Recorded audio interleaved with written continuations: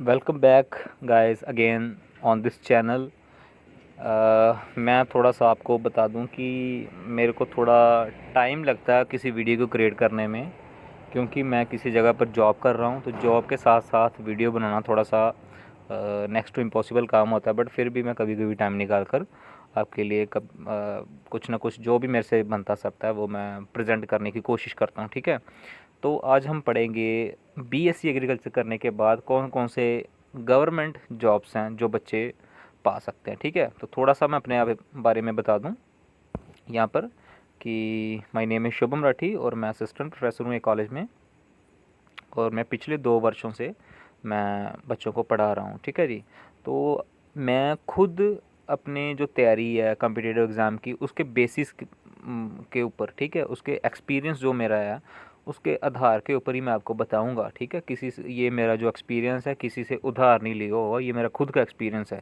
ठीक है, और मैं अपने एक्सपीरियंस के अकॉर्डिंग आपको समझाने की कोशिश करूँगा कि आप किस किस एरिया में जाकर आफ्टर बीएससी एग्रीकल्चर आप अप्लाई कर सकते हो और एक अच्छी गवर्नमेंट जॉब पा सकते हो। साथ ही साथ आपको एक हैंडसम सैलरी है जो वो मिलेगी। ठीक है, तो फर्स्ट ऑफ ऑल पहले हम अपने जो वातावरण की, हमारे जो आसपास के लोग हैं उनकी जो गलत फहमियाँ उसको तोड़ते हैं। ठीक है, आपके बहुत सारे रिलेटिव्स होंगे ऐसे जो बोलते हैं कि जो एग्रीकल्चर है वो लड़कों या लड़कियों के लिए स्पेशली ये ठीक नहीं है, जो है बीएससी एग्रीकल्चर। क्यों? क्योंकि इसमें सिर्फ आप फल और पौधों के बारे में पढ़ते हो और इसका स्कोप नहीं है कुछ अच्छा खासा, तो रहने दो, आप इसको बीटेक करवा दो या कोई और कोर्स करवा दो, जितने सारे कोर्सेस है कोई और कोर्सेस करवा दो।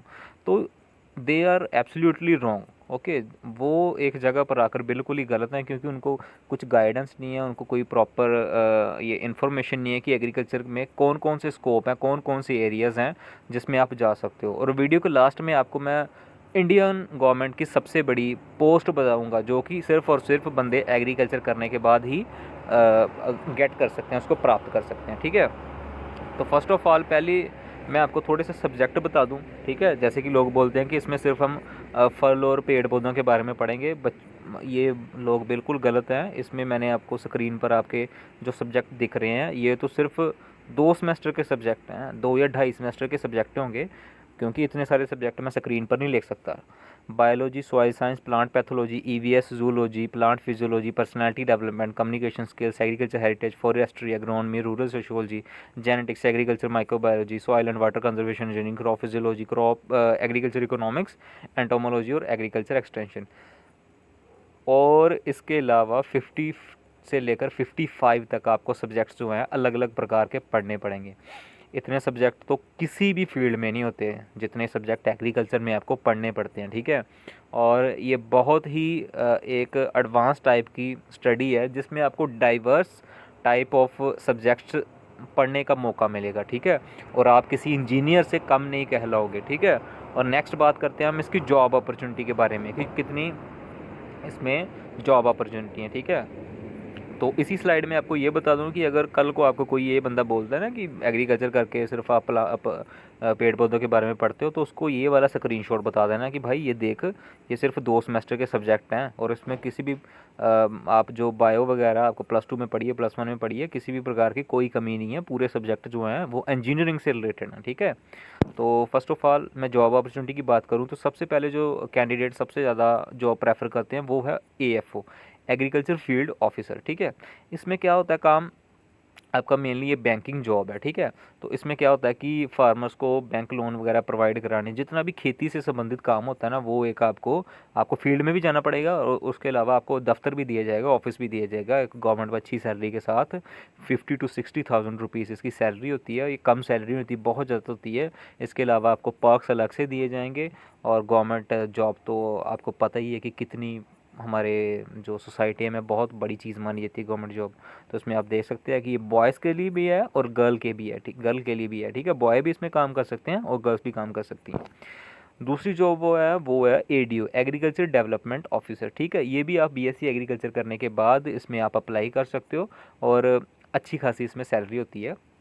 यानी कि जो ए ग्रेड के ऑफिसर होते हैं ना, उनमें आते हैं एडीओ, ठीक है, एग्रीकल्चर डेवलपमेंट ऑफिसर। इसमें आपको गांव-गांव में जाकर और आपको सरकार की तरफ से गाड़ी मिली होती है, आपको गांव में जाकर फार्मर्स के समूह को, फार्मर के एक प्रकार के ग्रुप को आपको मोटिवेट करना होता है कि ये आजकल की फसलें चली हैं, ये आजकल की मशीनरी चली है एग्रीकल्चर में, उसके बारे में आपको नॉलेज देनी होती है फार्मर्स को, ठीक है। तो एग्रीकल्चर डेवलपमेंट ऑफिसर ये एग्रीकल्चर की सेकंड जॉब है, ठीक है। उसके बाद अगर बात करें हम, तो थर्ड जॉब आती है HDO, हॉर्टिकल्चर डेवलपमेंट ऑफिसर, ठीक है। हॉर्टिकल्चर डेवलपमेंट ऑफिसर में भी आपको जो है वो मेनली बागबानी का काम दिया जाता है कि देखो आप एग्रीकल्चर पढ़ते हो, उसमें मेनली अगर आपने हॉर्टिकल्चर से की है, ठीक है, लास्ट में अगर आपने अपना हॉर्टिकल्चर सब्जेक्ट चुना है, तो इसमें आपको दो प्रकार की साइंसेस पढ़ने को मिलेगी, एक फ्रूट साइंस और एक वेजिटेबल साइंस, ठीक है। फ्रूट साइंस में क्या पढ़ेंगे आप फ्रूट से रिलेटेड सारी चीज़ें, और वेजिटेबल साइंस में वेजिटेबल से रिलेटेड सारी चीज़ें। तो HDO के टेस्ट सिर्फ वही बंदे दे सकते हैं जिन्होंने हॉर्टिकल्चर अपना लास्ट सेमेस्टर में अपना जो सब्जेक्ट है वो ऑप्ट किया, ठीक है। तो ये भी एक गवर्नमेंट जॉब है, स्केल 1 ऑफिसर की जॉब है, ए ग्रेड की जॉब है, और जॉब जो है वो एक नंबर की सुप्रीम जिसको बोलते हैं वो है, ठीक है, जॉब।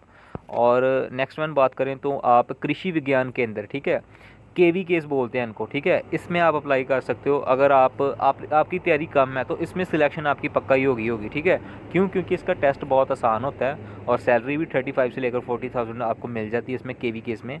काम सिर्फ इसमें इतना ही होता है कि आपको जो फार्मर्स होते हैं, जो किसान होते हैं, उनको जाकर जागरूक करना होता है, उनको नई नई टेक्निक्स के बारे में बताना होता है, उनको गाइड करना होता है, ठीक है।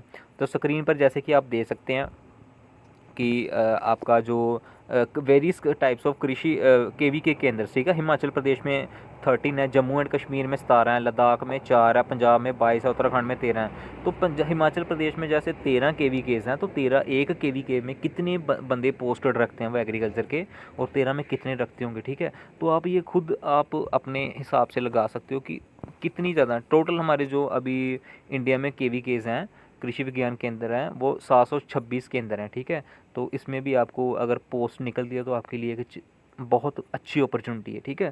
तो उसके अलावा हम अगर नेक्स्ट जॉब की बात करें तो वो है आत्मा, ठीक है, एग्रीकल्चर टेक्नोलॉजी मैनेजमेंट एजेंसी। इसमें भी क्या होता है कि फार्मर्स को जाकर आपने मशीनरी के बारे में मोस्टली बताना होता है, ठीक है। उसमें फसलों के बारे में बताना होता है कृषि विज्ञान केंद्र में, और उसमें आत्मा में क्या करना होता है कि आपको मशीनरी के बारे में और कुछ फसलों के बारे में, यानी कि एवरी टाइप ऑफ नॉलेज आपको फार्मर्स के साथ शेयर करनी होती है। और अगर कोई फार्मर की क्वेरी है या अगर उसका कोई क्वेश्चन है, कोई डाउट है उसका, ठीक है, तो उसको आपको सॉल्व करना होता है। तो ये आपकी जो है एग्रीकल्चर टेक्नोलॉजी मैनेजमेंट एजेंसी की जॉब है, जो इंडिया ऑल ओवर इंडिया में निकलती है, ठीक है। और इसके अलावा अगर हम लास्ट जॉब की बात करें, जो कि मैंने बताया था आपको कि आप किसी को चुप करा सकते हो कि एग्रीकल्चर करने के बाद हम कितने बड़े ऑफिसर बन सकते हैं, तो वो आपकी लास्ट जॉब है, ड्रीम जॉब जो लोग बोलते हैं, वो है IFS, इंडियन फॉरेस्ट सर्विस, ठीक है। ये दोनों ही प्रकार से जो है वो बॉयज़ के लिए भी हैं और गर्ल्स के लिए भी हैं। तो इसमें आपको कम से कम भी तो 2 और 3 साल की जो है वो तैयारी की ज़रूरत पड़ती है। सारे सब्जेक्ट, ठीक है, वो एग्रीकल्चर के होते हैं। और अगर ये जॉब आप अगर क्लियर कर जाते हो तो आपको उस दर्जे की पोस्ट मिलती है जो एक IAS ऑफिसर और एक IPS ऑफिसर की होती है, ठीक है। उतनी सारी पावर जो है वो आपके हाथ में आ जाती है, ठीक है। तो ये कुछ जॉब्स थी जो आप BSc एग्रीकल्चर करने के बाद आप कर सकते हो बच्चे, ठीक है। तो इस प्रकार से ये एक मिसकंसेप्शन जो सोसाइटी में फैला हुआ है, आप किसी को भी बता सकते हो। तो ये नॉलेज बताकर आप अपनी, ठीक है, ये आप अपना चीज़ें कुछ बताकर लोगों को, अपने खुद के फ्रेंड सर्कल को भी जागरूक कर सकते हो कि हाँ जी, एग्रीकल्चर का इस जगह पर स्कोप है, ठीक है।